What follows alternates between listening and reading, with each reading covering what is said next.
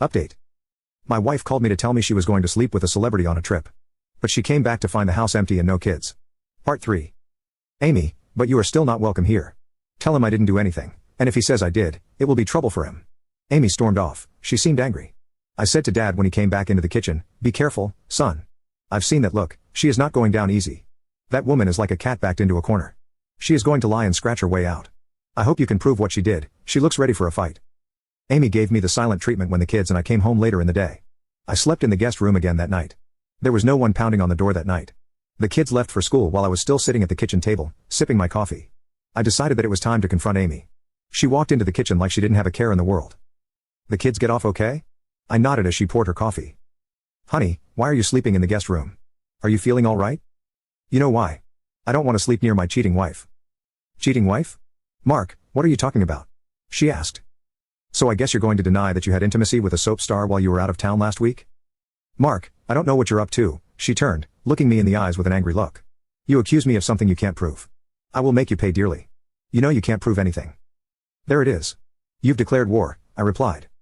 No, I haven't. We can go back to the way things were, but that's up to you. I'm willing to forget your baseless accusations. Sorry, but I can't forget what you did, I replied. I'm going to say it again, I didn't do anything, and more importantly, you can't prove that I did. You will regret it if you try to say I did something. Let it go, and let's get on with our marriage. I knew a threat when I heard it. I didn't say anything, I just got up and walked to my car as if I was going to work. Having already called in sick, I drove down the street, waiting for Amy to head to her school, where she was an associate principal. Once she was gone, I went back into the house. Taking Amy's words to heart, I went looking for evidence. If this was going to be war, I wanted as much ammunition as I could get. Jenny had mentioned that Amy had gotten the soap star's autograph, something she couldn't display if she was going to deny her affair ever happened. I figured something like that would be too big of a trophy to get rid of, she would hide it. It took 2 hours of searching, but I finally found it. I found it. Amy had an old briefcase in the back of her side of the closet. It was locked, but she always used the same code for all her briefcases. At the bottom, buried under several folders, I found the picture. It was your standard publicity photo of the soap star. The signature was to my friend Amy, Joshua Merrow. On the back was another signature, you were great in bed, Joshua. I scanned the picture before putting it back where it was. The next stop was the lawyer.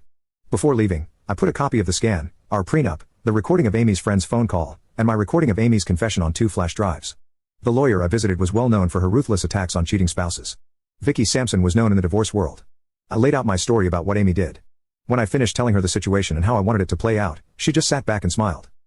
I love this. You are evil. Set the trap and spring it when there is no turning back. You know it is going to be uncomfortable for you before we show the proof. Everyone is going to think you are lying or crazy.